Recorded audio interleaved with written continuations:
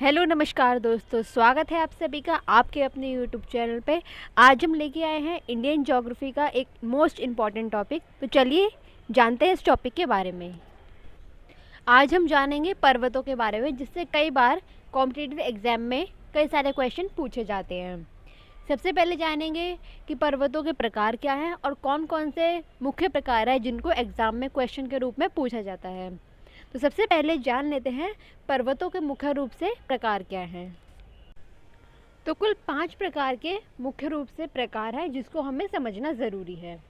सबसे पहले देखते हैं वलित पर्वत, दूसरा ब्लॉक पर्वत या भ्रंशोत पर्वत, तीसरा ज्वालामुखी पर्वत और चौथा है अवशिष्ट पर्वत और पांचवा है होसेट पर्वत। तो मुख्य रूप से ये प्रकार हैं, लेकिन सबसे ज़्यादा इम्पॉर्टेंट है वलित पर्वत। तो चलिए सबसे पहले जानते हैं वलित पर्वत क्या होते हैं। दोस्तों सबसे पहले इस टॉपिक को हम अच्छे से समझ लेंगे, इसके बाद हम ट्रिक से इसको याद करेंगे, जिससे आपको ये कॉम्पिटिटिव एग्ज़ाम में बहुत हेल्प करेगा। तो सबसे पहले जानते हैं वलित पर्वत कैसे बनते हैं। जब पृथ्वी की टेक्टोनिक चट्टानें एक दूसरे से टकराती या सिकुड़ती हैं, जिससे पृथ्वी की सतह पर मोड़ के कारण उभार आ जाता है, उसे वलित पर्वत कहते हैं। तो आपने ये सुना होगा कि पृथ्वी की पूरी सतह जो है कुछ चट्टानों से मिलकर बनी है। इसमें कुछ छोटी चट्टानें हैं और कुछ बड़ी चट्टानें हैं। ये चट्टानें जब एक दूसरे से टकराती हैं, सिकुड़ती हैं, तो पृथ्वी की सतह पर जो मोड़ आता है, तो उसमें धीरे धीरे जो उभार होता है, उसके कारण वलित पर्वत का निर्माण होता है। तो सबसे पहले हमने ये जान लिया वलित पर्वत क्या है। चलिए अब आगे चलते हैं। अब क्या ज़रूरी इसमें फैक्ट है। दुनिया के लगभग सभी बड़े और ऊंचे पर्वत युवा मोड़दार वलित पर्वत है। अब आप क्या बोल रहे हैं, कुछ समझ नहीं आया है। देखिए, दुनिया में जितने बड़े बड़े पर्वत हैं, जैसे कि हिमालय, यूरोपीय अल्पास, उत्तरी अमेरिका का रॉकी पर्वत, दक्षिणी अमेरिका का एंडीज पर्वत, ये सभी युवा पर्वत हैं। मतलब कि इनका निर्माण कुछ ही समय पहले हुआ। ये वैसे तो बहुत पुराने हैं, लेकिन निर्माण की दृष्टि से ये युवा है। जैसे अरावली की बात करें तो अरावली बहुत सबसे पुरानी श्रृंखला है, वही हिमालय जो है ये युवा पर्वतों के अंतर्गत आता है। तो ये नए पर्वत हैं, इन्हें वलित पर्वत हम कहते हैं। तो ये सबसे बड़े भी हैं, ऊंचे भी हैं और युवा पर्वत कहलाते हैं। इसके एग्जाम्पल्स हमने देख लिए। चलिए अब आगे चलते हैं। अब आप कहेंगे कि इतने सारे नाम तो बता दिए पर हमें याद तो हुए नहीं। अब याद करने की ट्रिक है ना, ट्रिक है यू आर अ हिमालय। आप क्या है, हिमालय है, यू आर अ हिमालय। अगर आपसे कोई पूछे कि वलित पर्वत कौन कौन से हैं, तो आपके माइंड में आ जाए यू आर अ हिमालय। तो अब देख लेते हैं यू आर ए और हिमालय का मतलब क्या है। हिमालय से तो समझ ही आ रहा है हिमालय पर्वत।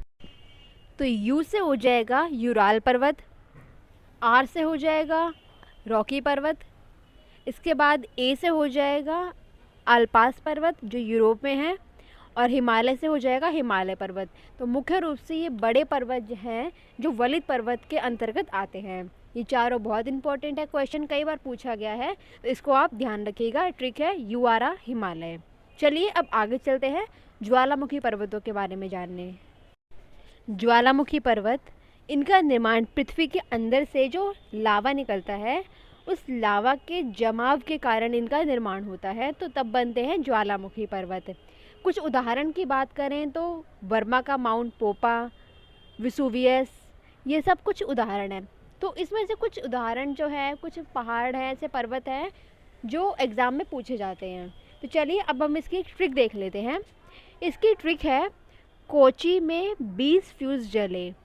कोची नाम की जगह है जहाँ पे 20 फ्यूज़ जल गए हैं। तो ये हमें याद रखना, एक न्यूज़ की तरह है, तो इससे हमें सारे ज्वालामुखी पर्वत याद हो जाएंगे।